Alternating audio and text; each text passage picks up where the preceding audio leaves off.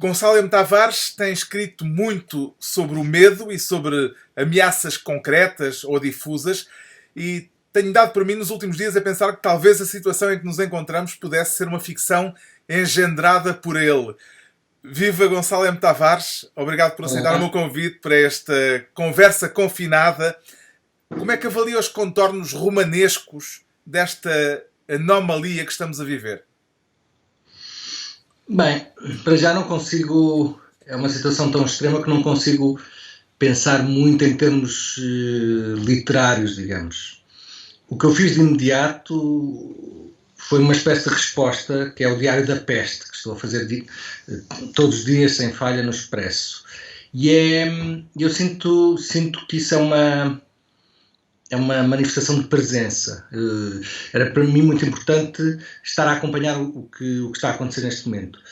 Mas para mim, claramente, o Diário da Peste é uma coisa que vai ser fundamental no meu percurso. Acho que vai ser uma obra quase central e não tenho dúvidas nenhumas. Ou seja, também era para mim um confronto perceber se, diante deste acontecimento, eu conseguia escrever quase em direto, acompanhando o que está a acontecer, e escrever tentando ser sólido, não é?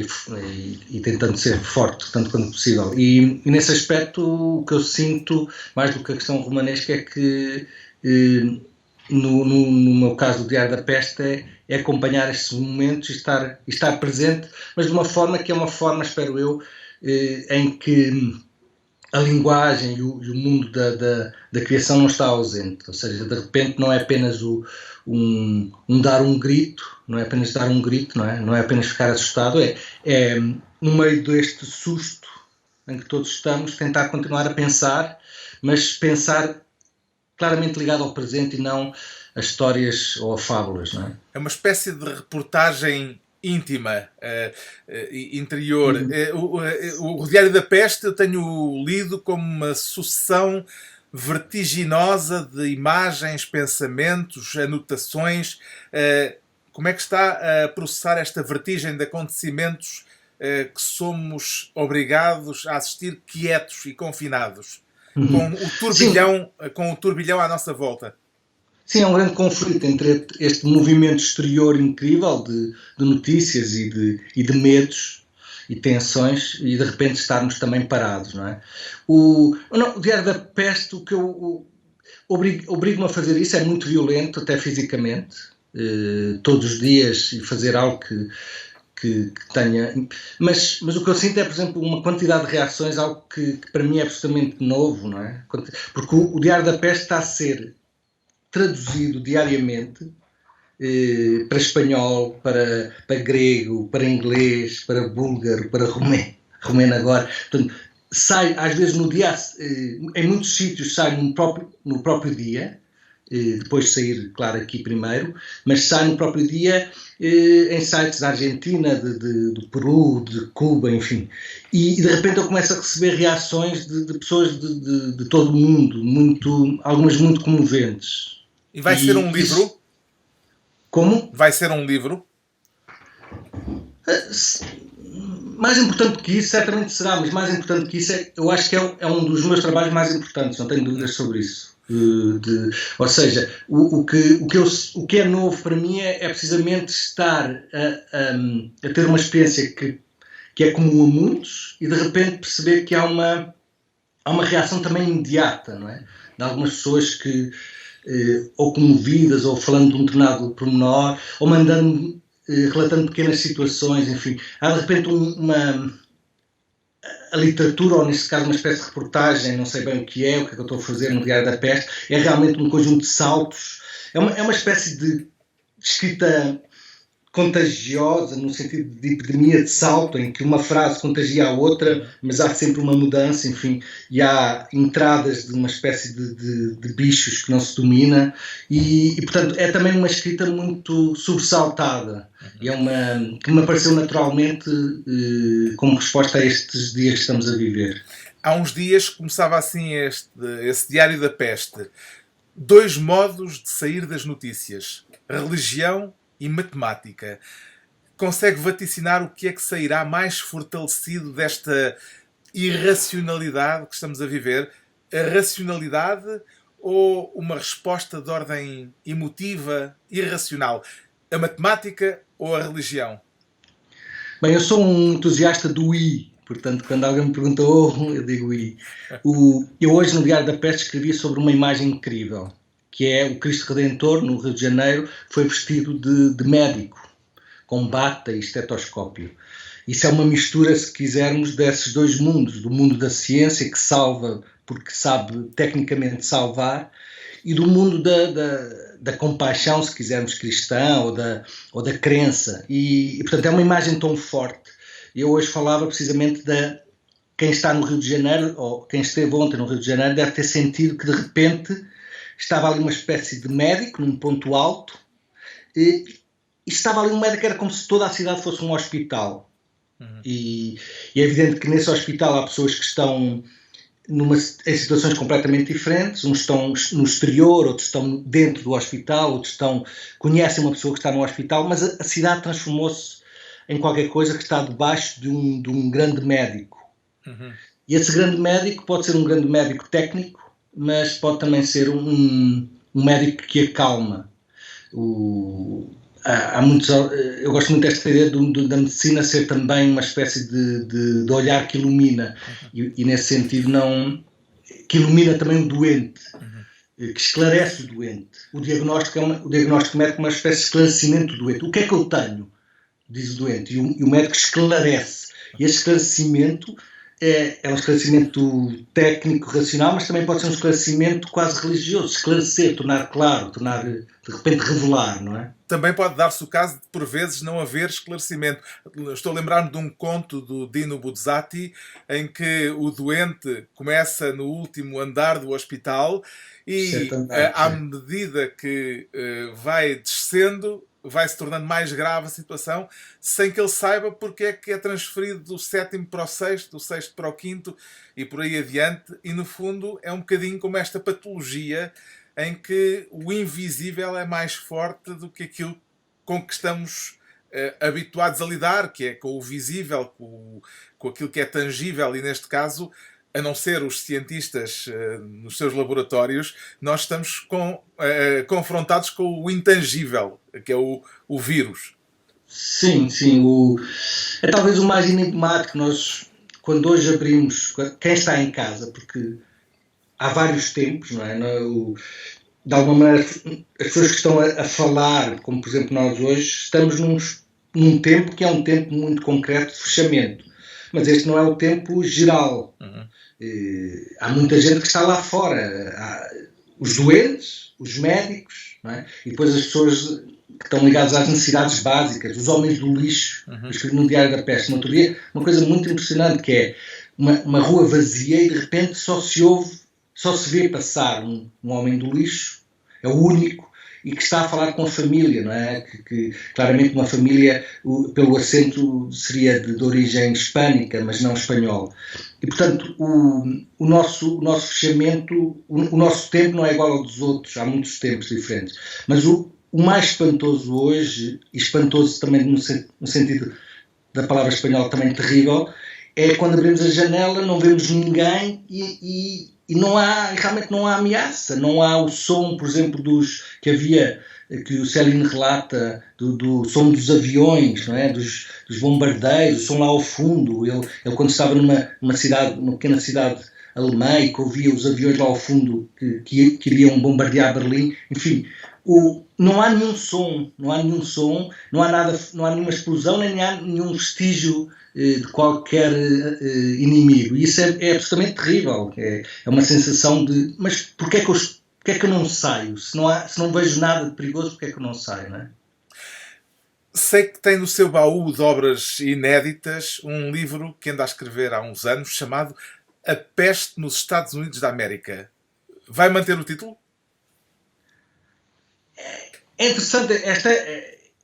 Este é daqueles livros que eu tenho, que acompanho durante vários anos, um bocado como uma viagem à Índia, não é? É um livro que é da mesma natureza. Eu acho que é um livro, mais uma vez, é um livro que eu acho que é mesmo central no meu percurso. E é muito estranho esta coincidência, não é? Está completo? Já está escrito? Está praticamente terminado, sim, nas minhas versões infinitas. Por exemplo, Viagem à Índia eu escrevi em 2002, só publiquei em 2010, fui revendo, tal. E de alguma maneira este livro tem a mesma característica, enfim, é um livro enorme, provavelmente até serão 2 livros, enfim, é uma coisa grande e... Pode contar-nos brevemente o que é esse livro? Como? Pode contar-nos brevemente o que é esse livro? Não, o que eu posso dizer quer dizer, não há aqui nenhum segredo ou tal, é uma epopeia, e que eu comecei a imaginar realmente a peste nos Estados Unidos da América.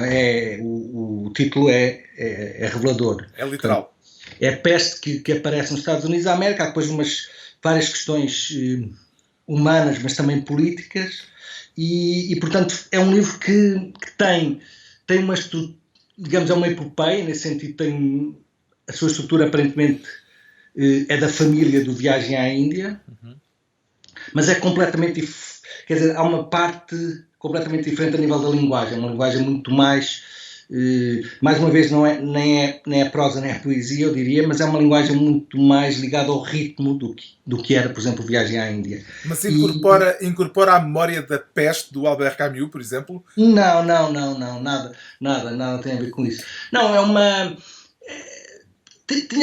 É interessante porque isto tem a ver com o ar do tempo, não é? Como é evidente, mas era a sensação precisamente que pode acontecer qualquer coisa que de repente mude a natureza. E realmente o que foi mais terrível nesses tempos foi eu perceber que quando estava prestes a terminar este livro, de repente há este bombardeamento da realidade, não é? E realmente é uma sensação estranha, porque coisas que eu escrevi que pensava que era absolutamente ficção científica e de repente são muito concretas, não é? Porque esta é uma peste que eu escrevi, foi uma peste nos Estados Unidos da América no século XXI, aliás, lá mais para a frente do século XXI, e portanto...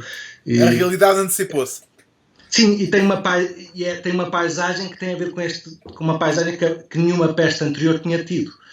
A peste anterior tinha uma paisagem que não era técnica, por exemplo, e hoje há uma paisagem técnica clara. Mas só para dizer que é incrível como os tempos estão baralhados, não é? E, por exemplo, eu vi uma imagem há pouco tempo no domingo de Páscoa de uma pessoa a ajoelhar-se na rua, no Porto, à passagem do padre com a cruz. E uma pessoa, de repente, na rua a ajoelhar-se, e parecia uma imagem de há uns séculos atrás. E é muito interessante como mantemos como o medo não mudou, não é? O medo e o respeito também. O Gonçalo costuma dizer que o livro é uma máquina de lentidão num mundo vertiginoso. De que modo é que esta lentidão que agora nos foi imposta pela pandemia, obrigando o mundo vertiginoso a de repente ficar praticamente parado, de que modo é que isso pode interferir no modo de ler a que nos tínhamos habituado? Pois, eu não sei se nós estamos num mundo agora rapidamente de lentidão, ou seja, o facto de estarmos fechados não significa que estejamos parados, não é?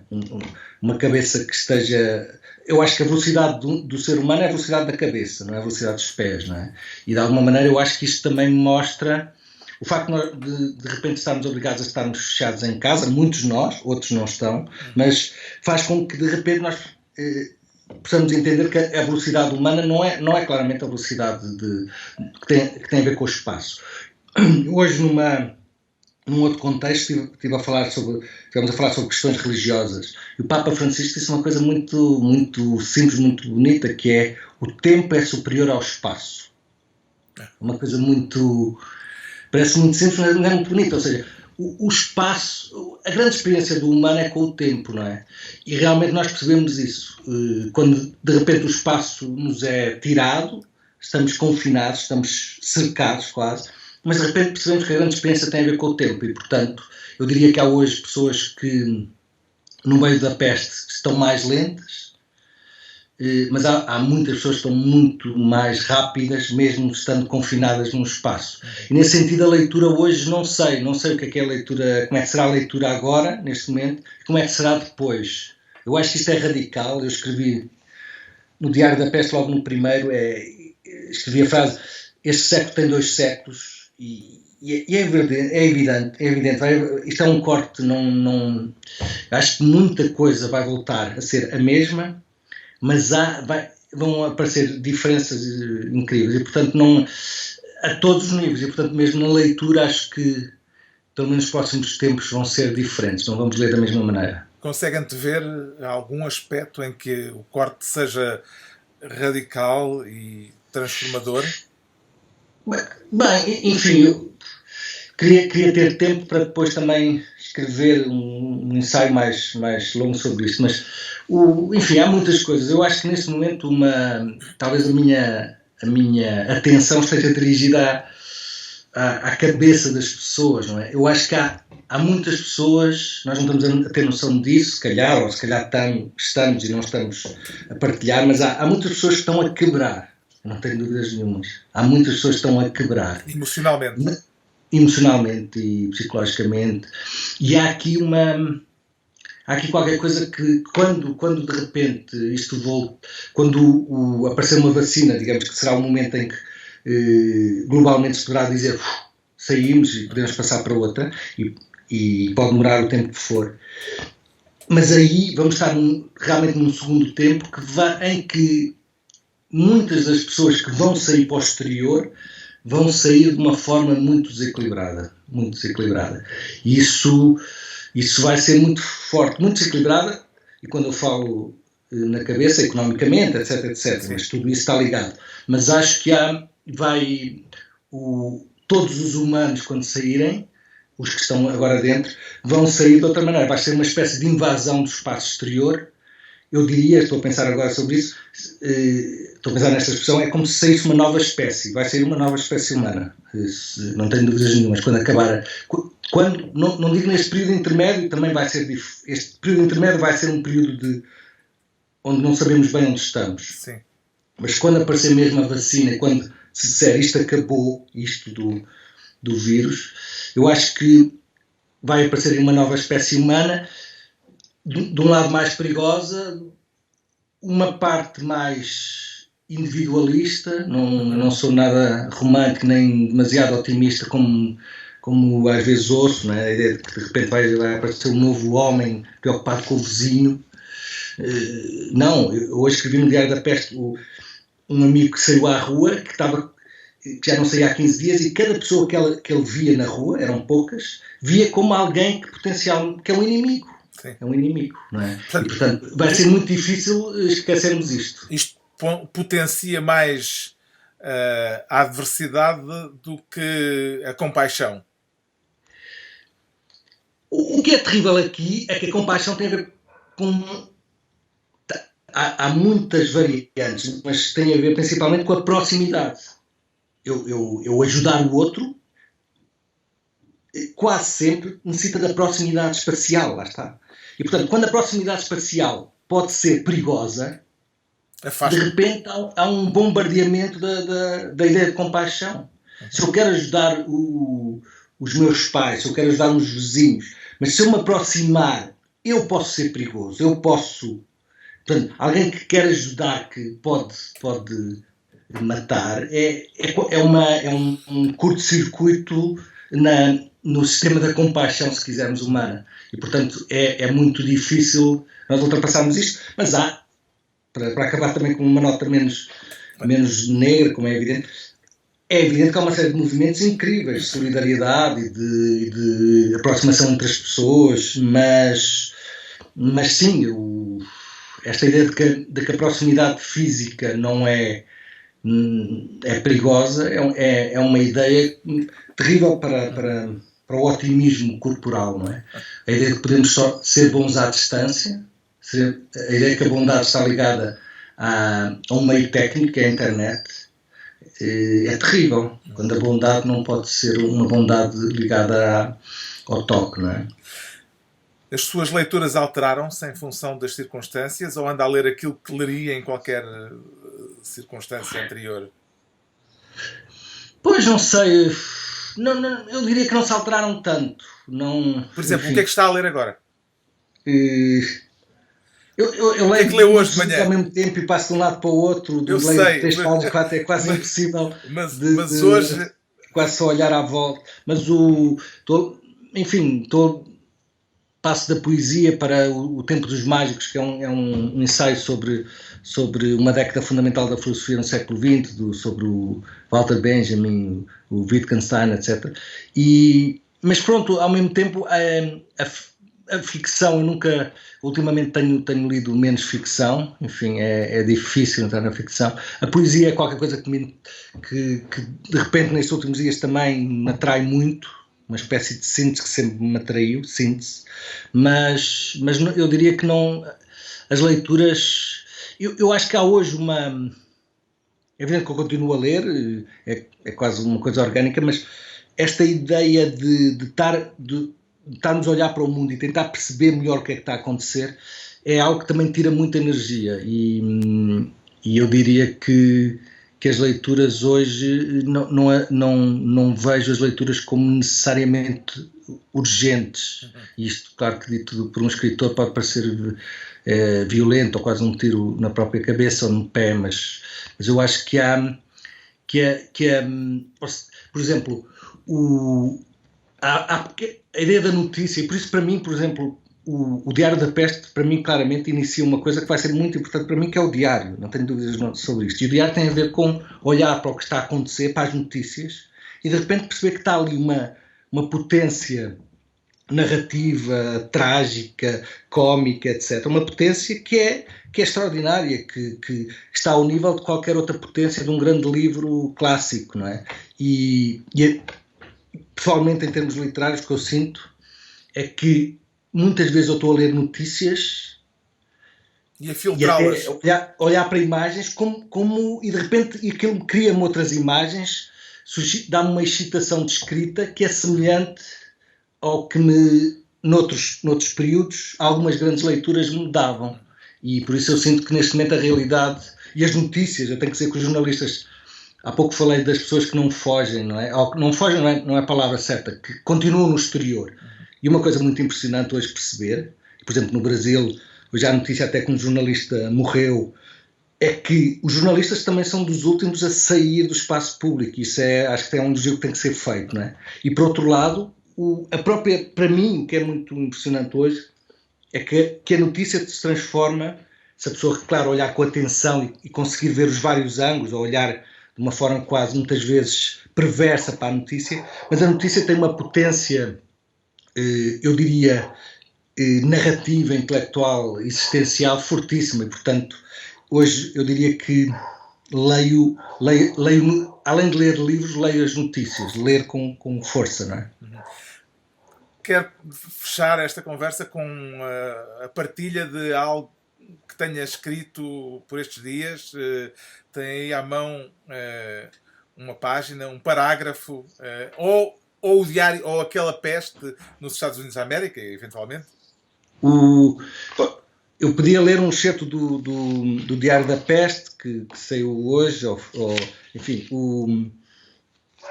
mas posso ler só um excerto, tenho aqui um excerto também pequenininho da peste nos Estados Unidos da América, enfim. Sim, mas é uma novidade absoluta. Mas posso ler um pouco, por exemplo, isto tem a ver com algo que é, quando a peste aparece nos Estados Unidos da América, nesse tal livro nessa epopeia que estava a escrever, que estou a escrever e que estou a terminar, o aparecimento dos primeiros doentes, dos boatos, do não se sabe o que é aquilo, enfim. E, enfim, posso ler aqui um pouco. Mas algo terrível vai sendo feito entre ouvido sintonizado e disponível para a parvoíce sem fim e voz e texto ignorantes ou com intenção óbvia de desorientar, distribuindo por cada metro quadrado do espaço e minuto de informação, sonora ou escrita, algum perigo verdadeiro e muitos falsos. No extenso e educado território, sólido, líquido e gasoso, dos Estados Unidos da América da Peste, nome que alguns já murmuram entre si. Como se o medo da peste fosse no organismo a mais súbita das viagens para trás, colocando a cabeça do assustado num insólito século XXI, rodeado de pedra e pura paisagem. sem qualquer artefacto ou vestígio do intelecto, bem antes do metal, do fogo, da roda ou do alfabeto. Estúpido como um tijolo fica a cabeça do homem moderno, diante do perigo sem forma e que não se entende. Balbucia, repete boatos e dispara bem antes do alvo aparecer ou sequer ser feito ou pintado. No organismo repleto de substâncias químicas, a avançar nas mais variadas direções, por cima, por baixo e pelo meio, como o tráfego demente de uma megacidade sem semáforos, nem ordem humana alguma, nesse organismo que vive no equilíbrio possível, no meio da confusa marabunta interna, a partir de que concentração pânica, senhor narrador, salta o pai de família sapiens para as 4 patas mentais. Do animal impiedoso que, como único projeto de vida, coloca no instante atual e nos seguintes o objetivo de sobreviver. O pânico no homem pacato faz em 2 minutos aparecer em pleno cidadão um bárbaro em pelo, sujeito subitamente sem língua materna nem memória, com moca e murmúrios de ameaça ou precaução, prestes a arrebentar os ossos principais do primeiro transeunte, que com ele se cruzar com o rosto indefinido, mas ardoente.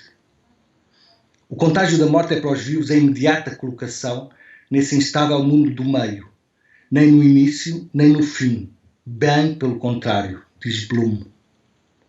Mortal é aquele que vive no espaço imediatamente situado antes da morte, um espaço físico entre o pântano que afunda aos pés e o tremor que não os deixa quietos.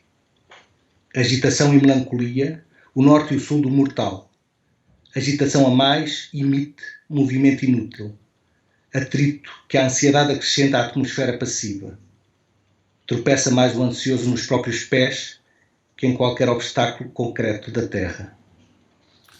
Enfim, é o reaparecimento de Bloom na peste nos Estados Unidos da América. Obrigado, Gonçalo M. Tavares, por esta partilha que é em primeira mão e desejamos todos uns aos outros mesmo saúde. Obrigado. E boa energia. Obrigado. Até já.